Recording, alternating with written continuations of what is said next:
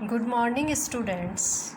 मैं डॉक्टर वंदना वर्मा, सह आचार्य अर्थशास्त्र, आज आपको पॉपुलेशन साइज़ एंड ग्रोथ, जनसंख्या आकार एवं वृद्धि के बारे में बात करेंगे। आज हम सबसे पहले पॉपुलेशन साइज़ एंड ग्रोथ के मुख्य 3 बिंदु रहेंगे आज हमारे अध्ययन के।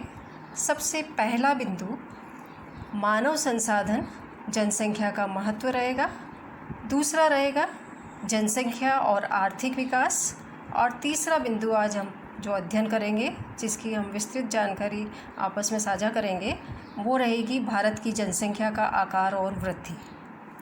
किसी भी राष्ट्र के मानव संसाधन में जनसंख्या का महत्व बहुत अधिक होता है, क्योंकि राष्ट्र की स्वस्थ, बुद्धिमान, प्रगतिशील एवं सक्रिय जनसंख्या ही उसकी अमूल्य निधि होती है। बच्चों, जैसा कि आपको पता है, जनसंख्या का आर्थिक विकास से गहरा संबंध होता है, क्योंकि जनसंख्या का आकार, प्रकार और वितरण आर्थिक विकास को कई प्रकार से प्रभावित करता है। अगर देश में जनसंख्या अनुकूलतम स्तर से कम हो तो जनसंख्या में वृद्धि, उपलब्ध साधनों को बेहतर उपयोग, श्रम शक्ति में वृद्धि, रोजगार में वृद्धि, उत्पादन में वृद्धि तथा प्रति व्यक्ति आय में वृद्धि से आर्थिक विकास का मार्ग प्रशस्त और सबल बनाती है।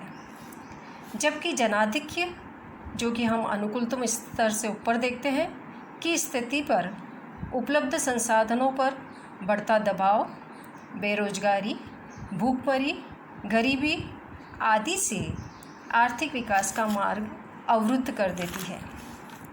जनसंख्या की दृष्टि से भारत का विश्व में चीन के बाद दूसरा स्थान आता है।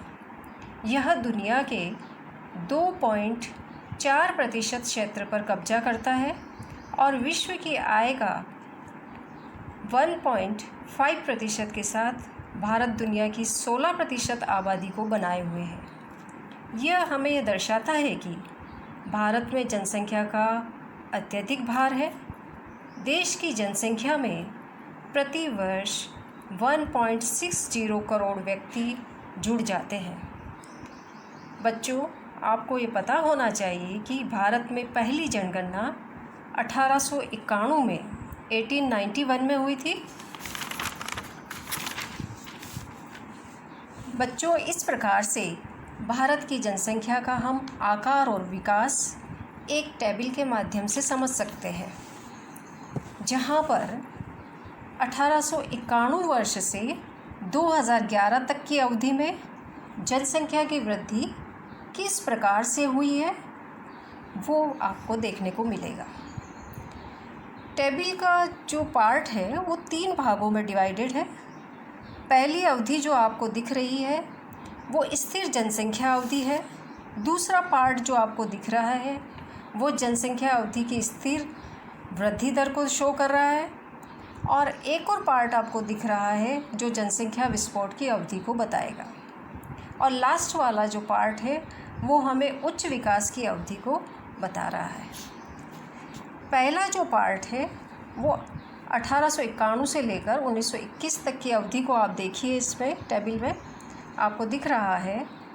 इसमें आप देखिए, इस दशक में जनसंख्या में 4 लाख की कमी आई है, जिसका कारण प्राकृतिक आपदा जैसे अकाल, प्लेग, मलेरिया आदि था। दूसरी अवधि जो दशक है, दूसरा दशक, उसमें आप देखिए 1901 से 1911 का दशक, जिसमें हमारी जो पॉपुलेशन है वो 137 लाख बढ़ी है। इसका जो प्रमुख कारण रहा है वो मृत्यु दर में कमी है, क्योंकि यह अवधि जो रही वो प्राकृतिक आपदाओं से मुक्त रही है। आगे के जो 10 वर्ष है 1911 से 1921, इसके दौरान आप देखिए जनसंख्या में 7 लाख की कमी आई है। यहाँ पर अकाल, प्लेग, हैजा और मलेरिया इसके कारण रहे हैं इस कमी के।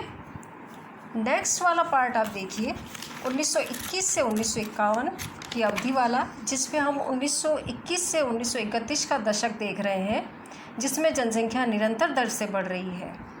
जनसंख्या इतिहास में यह वर्ष 1921 को ईयर ऑफ ग्रेट डिवाइडेड कहा गया है, जहाँ पर जनसंख्या में 276 लाख की वृद्धि हुई है।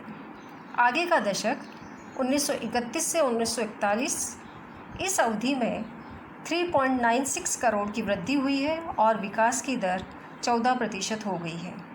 1941 से 1951 का दशक में जनसंख्या में वृद्धि 4.24 करोड़ की वृद्धि हुई है।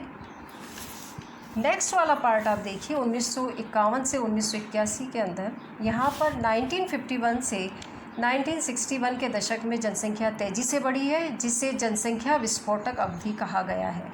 यहाँ जनसंख्या 7.82 करोड़ से बढ़ी है। 1961 से 1971 तक की अवधि में जनसंख्या की वृद्धि 10.82 करोड़ रही है। इसी प्रकार से आगे का जो दशक है 1981 तक जनसंख्या में 13.50 करोड़ की वृद्धि हुई है।